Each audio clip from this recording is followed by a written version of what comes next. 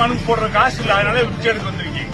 என்கிட்ட இருந்த காசு பூரா செலவழிச்சு பிரயோஜனம், அடுத்து செலவழிக்கணும்ல, அதனால பிச்சை எடுத்து ஜனங்கள்ட்ட பிச்சை எடுத்து பதிவு தகவல் அனுப்ப போறேன் முதலமைச்சருக்கு, பிரதமருக்கெல்லாம் என்னுடைய கோரிக்கை சம்பந்தமா நடவடிக்கை எடுத்து சொல்லி இந்த பிச்சை காசு பொதுமக்கள் வாங்குற பிச்சை காசை வச்சாவது அரசுக்கு தெரியப்படுத்தும் பிச்சை எடுத்து போராட்டம் நடத்துறேன். மாவட்ட ஆட்சியர் அலுவலக வாசலில் நடந்த பரபரப்பு. ஐயா வாங்க பிச்சை போடுங்க.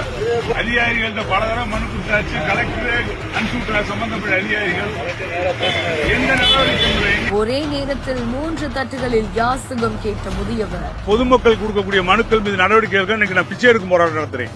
ஏன்னா மனு கொடுத்து ஜெராக்ஸ் ஒரு இன்னைக்கு நான் ஒவ்வொரு தடையும் நான் வர வட்டம் பூரா 300 ரூபா 400 ரூபா செலவழிச்சு சொந்த செலவழிச்சுட்டு இருக்கேன்.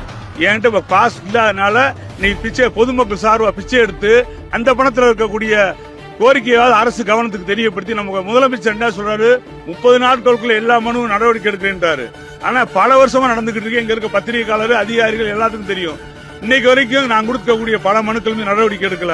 திண்டுக்கல் மாவட்ட ஆட்சியர் அலுவலகம் பகுதியில மக்கள் குறைதீர் கூட்டத்துக்கு வந்திருந்த தாண்டிக்குடி பகுதியை சேர்ந்த கணேஷ் பாபு அப்படின்றவர் தங்களோட பகுதியில் ஆக்கிரமிப்பு அகற்றும் அடிப்படை வசதிகள் செய்து தர வேண்டும் அப்படின்னு பல்வேறு கோரிக்கைகளை புகார் மனுக்களா மாவட்ட ஆட்சியர் கிட்ட தொடர்ந்து வழங்கிட்டு வந்தாராம். ஆனா எந்த அதிகாரியுமே நடவடிக்கை எடுக்கிறது இல்ல அப்படின்னு சொல்லிட்டு இன்னைக்கு அவரு மாவட்ட ஆட்சியர் அலுவலகம் முன்னாடி 3 காலி தட்டுகளை வச்சு யாசகம் கேட்கிற மாதிரியான போராட்டத்தை தொடங்கி இருக்காரு. அதிகாரிகள் கிட்ட வழங்கிய மனுக்கள் மீது நடவடிக்கை எடுக்காம போராட்டத்தை செய்ய தூண்டியது, அதே மாதிரி கொடுத்த மனுக்கள் மீது உடனடி நடவடிக்கை எடுக்க வேண்டும் அப்படின்றதுக்காக போராட்டம் நடத்துவதா அவர் சொல்லியிருக்காரு. இது குறித்தான வீடியோ காட்சிகள் இணையதளங்கள்ல வெளியாகி அதிர்ச்சியை